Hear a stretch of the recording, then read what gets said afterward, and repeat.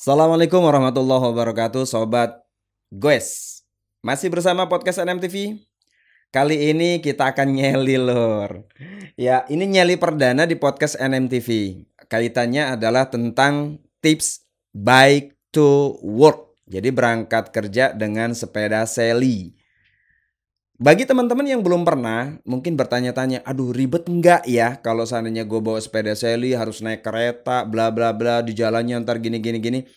Kita akan coba ulik di kesempatan kali ini langsung dengan sang pelakunya yang sampai dengan hari ini masih konsisten. Waktu itu pernah gue undang beliau dalam salah satu sesi bicara tentang sepeda federal kesayangan beliau, sebuah sepeda legenda itu lur. Ada Om Dede, apa kabar Om? Baik Om, sehat. Alhamdulillah, Om Dede terima kasih sudah mau datang lagi ke podcast NMTV. Kita Ini kali ini kunjungan kedua ya berarti. kedua ya? Om. Kedua ya. Kali ini kita akan coba ulik Om tentang tips bike to work. Jadi banyak teman-teman yang DM, Om gimana sih kalau misalkan mau berangkat kerja kantor di Jakarta, ya kan kita bawa sepeda seli harus naik kereta. Itu ribet nggak ya? Bakal timbul masalah nggak ya di kereta gini-gini? Nah, tentang di jalannya gimana? Saya pribadi belum pernah Om ke Jakarta bawa-bawa sepeda naik KRL ya. Apa namanya? Komuter lain. Komuter lain. Belum pernah Om. Jadi saya takut jawabnya salah, jadi saya bilang nanti deh suatu saat gue bikin konten di podcast nanti langsung dengan yang sering menjalaninya. Nah, dalam hal ini ada Om Dede. Om pengen tahu ribet nggak sih kalau bawa sepeda seli untuk berangkat kerja itu sebetulnya? Ribet nggak ribet sih Om ya, tergantung kita mau ngebawanya ribet apa santai. Oh gitu, Heeh. oke. Kalau saya pribadi biasa aja tuh. Enggak ya? Enggak ribet kita ya? masih bisa sharing sama penumpang lain dan masih bisa masuk ke kereta juga ya. Nah, proses masuk ke kereta itu sendiri Om, apakah dia memang udah ada gerbong sendiri atau gimana sih? Sebenarnya untuk gerbong sendiri buat sepeda khusus itu sampai sekarang belum ada. Tapi mungkin untuk kereta jarak jauh sih ya, yang saya dengar sudah ada. Tapi ini kan saya pakai seli ini dari rumah ke stasiun. Dari stasiun terakhir ke kantor. Jadi nggak ribet kok Om. Enggak ya? Enggak. Jadi masuk gerbong itu prosesnya dia tetap bareng dengan kita? Bareng dengan kita, tapi dilipat dulu tentunya. Iya, ya itu namanya sepeda lipat Om ya. Sepeda lipat. Kan kalau bukan lipat nggak bisa masuk ke kereta ya Om ya. Nggak bisa. Oke, jadi teman-teman ternyata kalau masuk ke komuter lain itu sepeda tetap bareng dengan kita, bukan dimasukkan ke gerbong sendiri. Jadi bagi teman-teman yang sudah biasa sih itu bukan informasi ya. Tapi kalau bagi teman-teman yang belum biasa, ini sangat dibutuhkan informasi seperti ini. Karena banyak Om yang mau berangkat kerja ke Jakarta untuk ya salah satunya sambil dapat olahraganya. Betul. Terus penghematan, Hemat. ongkosnya juga gitu kan. Nah itu untuk masalah di kereta, pernah nggak Om ada pengalaman nggak enak di dalam kereta itu? Misalkan, ih lu ribet banget sih bawa sepeda kayak gini, nah, misalkan kayak gitu. Pernah beberapa kali sih Om, dan waktu itu kondisinya di saat jam kereta lagi penuh. Oke. Di jam 6:30 sampai jam 7:30 itu kereta biasanya kan penuh ya, apalagi yang dari barat, dari Parung Panjang, dari Rangkas Bitung itu penuh. Jadi saya juga karena udah mau kesiangan ya terpaksa harus tetap masuk. Ya kita berusaha semaksimal mungkin lah di dalam agar nggak jadi keributan. Oke. Jadi kita juga ngalah sebisa mungkin sepeda dilipat supaya ringkas, terus bisa sharing juga sama penumpang yang lain gitu Om. Intinya tetap ada tenggang rasa lah Om ya. Tetep, jangan sampai penumpang ini keinjek lah atau kakinya nyangkut di pedal lah atau kena rantai lah, kan kotor ini ya. Iya. Jadi ya kita harus ada toleransi juga sih Om di Iya. gerbong. Oke. Mm-mm. Ya jangan mentang-mentang juga kita bawa sepeda lipat yang mahal, terus kita bilang, "Woi bro ini sepeda mahal," itu kan nggak bagus juga Om Itu ya. nggak bagus, apalagi kalau sampai dibawa ke dalam kafe Om. Pernah sih ada kejadian kemarin sempat viral. Jadi ya memang kita nggak mau bahas itu sih, tapi kembali kepada pribadi masing-masing. Pas dan nggak pasnya kita yang tahu. Kalau memang itu kira-kira nggak ada masalah, ya lakukan. Tapi kalau kira-kira bakal menjadi masalah, kan kita tujuan mau bersepeda itu kan olahraga, ya kan? Tanpa harus juga melanggar hak-hak orang lain. Ya itu yang perlu dicatat. Fenomena di jalan juga Om ya. Betul. Ada beberapa postingan juga di WA gitu ya, di WhatsApp gitu. tentang teman-teman yang bawa sepeda masuk ke jalan raya sampai menghabiskan lane gitu ya.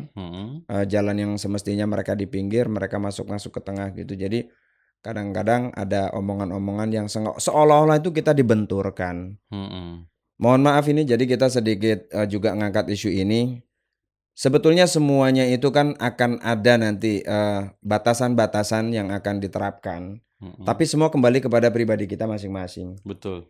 Kalau kita memang pakai sepeda road bike nggak mungkin juga ke gunung. Betul. Ya kan?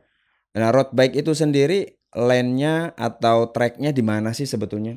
Ya memang di jalan raya kan gitu. Betul, Artinya betul. jalan aspal. Ada memang beberapa kayak di Tangerang di Alam Sutra, di Mozia gitu. Terus di GBK, Bintaro ada. Tapi kalau memang kebetulan dia rumahnya di mana mau nggak mau kan dia harus lewat situ. Kalau yang nggak mau loading gitu kan. Karena banyak ya mungkin akhirnya makan sebagian badan jalan gitu kan. Betul. Ya antara motor, sepeda, kendaraan roda 4 ya sebetulnya kalau saling tenggang rasanya ada, saya rasa itu nggak akan juga menjadi masalah ya Om ya. Betul. Nah terus gini Om, kita bicara masalah di jalan nih, kan tadi di kereta nih, Om Dede pakai seli, kemacetan insya Allah kan akan lebih mudah diatasi. Betul. Ya kan kalau lagi pas ini banget tinggal dilipat tenteng gitu kan bisa ya. Nah coba cerita Om pengalaman menarik apa selama naik sepeda nih. Kalau orang-orang macet kita bisa terus gitu gimana gitu. Oke Om, tapi sebelum kita bahas ke jalanan, saya tambahin dikit ya. Untuk tips di kereta, kita mensiasatinya dengan berangkat lebih awal dengan kondisi kereta yang nggak terlalu penuh atau mungkin lebih siang lagi. Jadi sebelum jam sibuk atau setelah jam sibuk. Jadi dicatat teman-teman ya, bagi teman-teman yang mau berangkat kerja, kalau bisa berangkat lebih awal atau sedikit lebih telat supaya tidak menghindari jam sibuk. Betul. Jadi di situ ada hak orang lain yang kita nggak langgar kan gitu. Betul. Oke, sepakat. Jadi ini cerdas banget, perlu dan patut untuk dicontoh. Ya jalanan milik kita semua, artinya pada saat kita mau pakai jalan yang kiri, yang tengah, yang mana. Tapi kalau kira-kira berbahaya buat kita disamber mobil kan buat apa juga gitu loh. Betul. Ya jangan ego juga kan. Jangan ego, apalagi di dalam kereta ya Om ya, karena banyak penumpang dari mana-mana ada. Jangan sampai kita ngerasa, oh gue juga beli tiket, gue boleh dong bawa sepeda. Tapi kita seolah-olah naruhnya juga asal di dalam. Jadi tipsnya bisa naik di gerbong kedua kalau nggak salah, atau di kedua dari akhir atau kedua dari awal. Itu kan dia kursinya nggak rapat kayak gerbong lain Om. Oke. Jadi ada di pojokan tuh lebih space-nya lebih luas lah. Saya biasanya naruh sepeda lipat di situ. Iya. Dilipat dulu, masuk bareng, taruh di pojokan. Ada rencana sih Om nanti ke depan kita undang Om Putut ya. Oh ya, Ketua Bike to Work Indonesia. Halo Om Putut. Halo, selamat Om. Selamat malam, kita syuting malam nih Om. Jadi insya Allah kalau memang beliau ada waktunya kita akan undang di sini. Jadi mungkin akan lebih bisa memberikan edukasi. Betul. Yang lebih lah, karena memang beliau lebih senior dibanding kita tentang bersepeda untuk berangkat kerja atau bike to work. Ya Om. Kita lanjut Om. Itu masalah tadi di kereta. Jadi secara waktu lebih awal, kalau bisa sedikit di akhir. Betul. Di antara jam sibuk. Kalau misalkan nanti sampai kantor keringetan ya mungkin di kantor-kantor Jakarta tuh banyak kok fasilitas mandi, shower, kita bisa mandi dulu atau bersih-bersih dulu. Karena ya kalau mungkin berangkatnya agak jauh Om, keringet juga lebih banyak, mungkin ya bisa basah sampai kantor. Jadi tetap bawa salin ya Om? Tetap bawa salin. Oh jadi salin penting juga Lor, ternyata Lor. Ya, kita pakai kaos aja dari rumah, nanti sampai kantor baru ganti. Oke. Nah untuk di jalan raya sendiri Om, selama saya ngejalanin bike to work ini sih ya, kendalanya tuh ada aja sih, mungkin kayak misalkan kita di jalan raya harus berbagi jalan dengan pengguna roda 4, roda 2. Tapi itu kan bukan sebuah kendala kalau menurut saya. Ya memang seperti itu Om. Emang ini prosesnya. Kita mau ke kantor lewat jalan raya, ya pasti ketemu dengan yang bawa mobil, yang bawa motor, atau mungkin dengan bus-bus besar. Tapi ya kalau menurut saya pribadi, ya ride sharing itu diperlukan dengan kondisi Jakarta seperti sekarang ini ya. Karena kita juga nggak mungkin selamanya, istilahnya oke lah pemerintah sudah berbaik hati dengan membuatkan jalur sepeda. Tapi kan pada prakteknya jalurnya kan nggak cuma buat sepeda sebenarnya. Iya, lebih banyak digunakan sama roda 2 dan kadang pejalan kaki juga di situ. Betul. Jadi ada teman-teman yang lain juga bilang, "Oke lah, kita udah dibikinin eh, jalur sepeda, tapi permasalahannya kan mereka kan jalannya di situ, terus kita mau lewat mana? Lewat atas kan gitu." Nah, ini akan menjadi sebuah debat kusir teman-teman kalau kita bicara ke sana. Betul. Lebih kepada kesadaran pribadi masing-masing. Ya, kalau kita memang pakai sepeda terus mau speed di jalan raya kan nggak cerdas juga, Om. Betul. Kalau memang mau kayak gitu ya udah bawa motor aja gas kenceng gitu kan. Tapi kan juga kan nggak aman juga kalau kita mau kayak gitu. Ada orang lain yang bisa kita berikan risiko keselamatannya dan kita juga. Betul. Nah, Om Dede, kalau misalkan lagi macet-macet terus kita ngambil jalur yang bukan jalur sepeda misalkan, pernah nggak diomelin tuh kayak gitu? Kalau diomelin sendiri sih nggak pernah, Om. Paling di klakson tin gitu. Oh, Dan gitu. itu sih menurut saya ya itu Wajar. sebuah kewajaran dan memang peringatan juga buat saya ya. Mungkin karena saya terlalu ke tengah dan harus berlari ke arah sisi agar tidak membahayakan pengendara lain mungkin, Om. Makanya saya rasa ya ride sharing itu untuk kondisi sekarang sangat diperlukan. Jangan kita egois, kita udah dibuatkan jalur sepeda dan ketika jalur sepeda itu diinjak atau dipakai sama pengguna kendaraan, kita jadi sewot. Saya rasa itu salah. Nggak boleh juga, Om. Nggak boleh juga. Ya jalan punya negara kok, Om. Iya. Kalau negara yang mengelola kok istilahnya kan. Ya kalau memang ada motor, ya kita bisa jalan di belakangnya atau di depannya. Karena kita nggak selalu berada di jalur itu ketika kita ketemu pertigaan atau kita mau motong jalan, kita masuk ke jalur cepat misalkan di daerah Semanggi itu. Di daerah Tamrin kita masuk ke jalur tengah kalau mau pindah jalur. Ya itu kan jalur motor sebenarnya, jalur mobil bukan untuk sepeda. Sepakat Om Dede. Jadi nambahin sedikit lagi Lur. Ya di dalam kita bawa sepeda untuk berangkat kerja baik to work, ya maupun kita bawa kendaraan roda 4 ataupun kita jalan kaki, ya tetap mawas diri dari pribadi itu kan tetap lebih dikedepankan. Tenggang rasa. Om. Terus kalau lagi masa COVID kayak begini, sepeda lagi on fire boleh dikatakan, lagi banyak banget yang mau pakai dan buat olahraga juga, buat berangkat kerja juga, buat hobi juga. Edukasi mungkin dibutuhkan lebih, Om. Karena ya memang kadang-kadang karena kita banyakan di jalanan ya kan gitu. Ya tapi balik lagi kan itu juga nggak setiap hari gitu kan, hanya hari-hari weekend. Mereka biasanya memang bukan penghobi sepeda gunung kan nggak mungkin juga kan dibawa ke gunung. Coba dipikir lagi deh kalau misalkan, woi sepeda lu jangan ke tengah ya. Ya kan. Terus lu nggak pernah ke pinggir, pertanyaan gua kan gitu. Nggak boleh gitu juga lah kan gitu. Kalaupun memang istilahnya kadang orang ini mungkin nggak sadar ke tengah, jadi klakson aja pelan-pelan gitu. Jadi kan indah banget hidup kalau kita saling akur kayak begitu. Betul. Ya bener, kita nggak selamanya juga bener kok. Salah juga nggak selamanya salah ya Om ya. Cuman banyak oknum yang saya lihat akhir-akhir ini di grup atau di komunitas saling membenturkan. Iya. Karena memang sepeda sekarang lagi banyak banget diminati. Otomatis ini akan memberikan keuntungan bagi pengusaha-pengusaha yang jual sepeda atau produsen-produsennya. Bagi saya pribadi, olahraga apa sih di masa pandemi yang paling aman sekarang ini kalau bukan sepeda? Betul, setuju. Karena kontak fisiknya itu lebih sedikit dan bisa dijalani dengan sendiri. Coba kalau badminton, bisa nggak main sendiri? Nggak bisa, Om. Ya artinya kan ini lebih tepat ya Om ya. Dan resiko penularan terhadap COVID juga rendah. Ya wajar kan kalau orang larinya ambil olahraga ke sepeda kan. Apalagi dia punya prinsip, gua nggak mau kalau gua nggak bersepeda setiap hari gitu kan. Ya udah gua berangkat kerja bisa naik kereta dengan seli, gua beli seli kan gitu. Makanya kan seli kayak apa tahu Om. Coba cari di toko nggak bakalan ada, inden dulu segala macam, saking susahnya gitu loh. Karena laku banget. Tapi edukasi dari teman-teman vlogger yang lain ini penting, membahas masalah hal seperti ini supaya tenggang rasa di jalan. Sharing dari teman-teman yang senior yang sudah lebih dulu, yaitu juga harus lebih diperbanyak. Ya Om Dede kan bilang tadi Lor, kalau misalkan di jalanan kita memang lagi macet, ya jangan maksain juga selap-selip kan bahaya juga.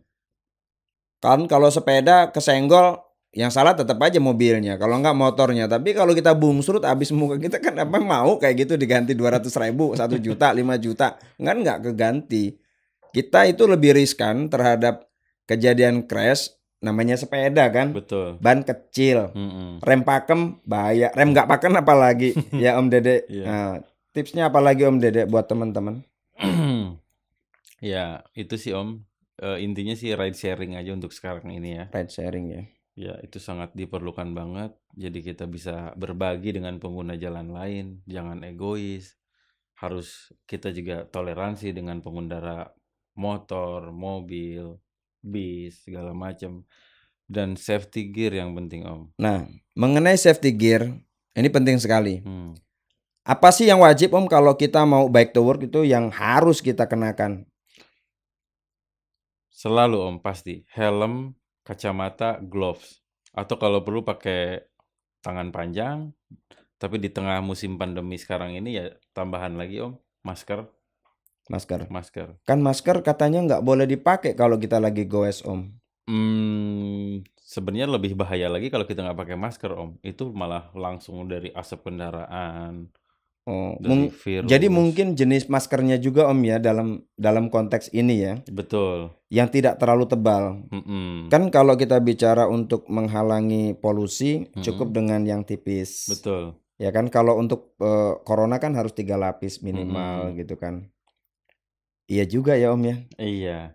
Kalau dipikir-pikir ya. Iya. Pakai masker kita beresiko, nggak pakai masker juga kita beresiko. Jadi pergunakanlah dia sesuai waktu dan tempatnya Om. Misalkan kalau ketika udah mulai ngap, udah mulai ngos-ngosan nafas, ya buka aja. Jadi hidung jangan sampai tertutup. Kalau tips dari saya pribadi ya selama saya ya bike to work dengan sepeda ini, saya kalau udah mulai ngap, saya buka masker jadi cuman hidung aja yang kebuka. Buat pergantian oksigen ya Om. Betul, karena ya udah ngap nanjak, hidung ketutup, malah nambah ngap kalau buat saya pribadi Om. Iya. Tapi nggak tahu mungkin dari sisi medisnya, mungkin ada tambahan dari teman-teman YouTube mungkin, atau dari praktisi medis. Ada sih beberapa pembahasan Om, katanya kalau lagi goes itu kalau bisa jangan ditutup hidung. Ya resiko polusi segala macam ya pasti akan ada. Tapi akan lebih beresiko lagi kalau kita tutup, karena kan ada kejadian kemarin di Monas tuh. Dia baru riding, karena mau selamat dia pakai masker gitu kan, nggak mau kena ketular virus atau apa gitu.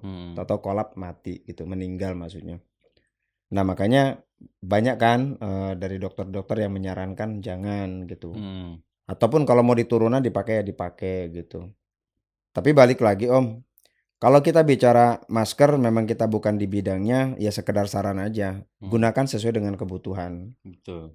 Kalau misalkan kita main gunung sih ya nggak perlu masker kayaknya ya, kan gitu. Karena nggak bisa. Terus kalau road bike harus pakai masker ya berisiko tinggi. Betul. Kalau hanya untuk bike to work, ya teman-teman, bike to work itu kan kita bukan seperti pembalap. Bukan.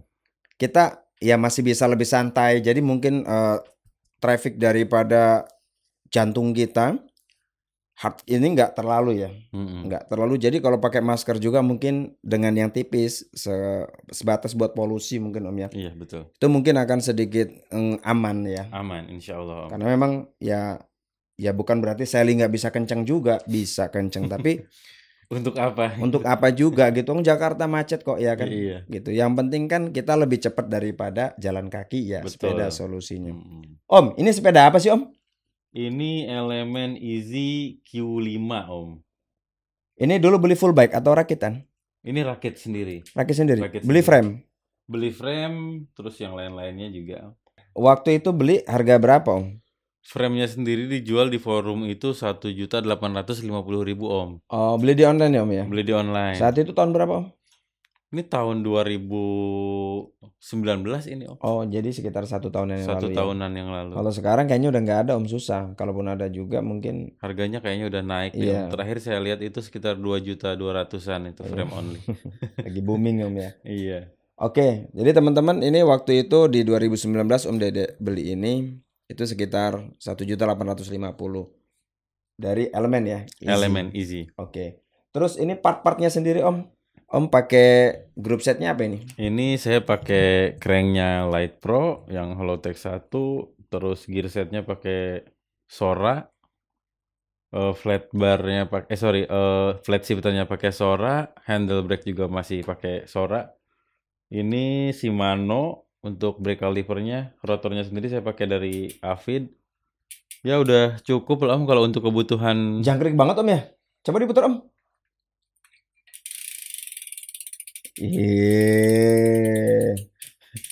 Ini enak banget jadi dengernya ya.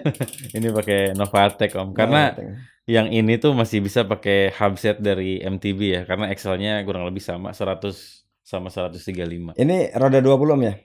Ya ini roda 20. Ya ngacir tapi masih simple ya. Masih simple dan masih stabil ya Om dipakai di jalan raya dibanding ya, karena saya sendiri udah mulai nyaman juga pakai 20. Waktu itu nyobain yang 16. Saya ngerasa agak aneh karena mungkin awalnya saya pakai Sally emang 20. Oke. Betul kayak gitu. Om, kalau untuk sepeda-sepeda Sally gitu, lampu itu penting banget nggak sih?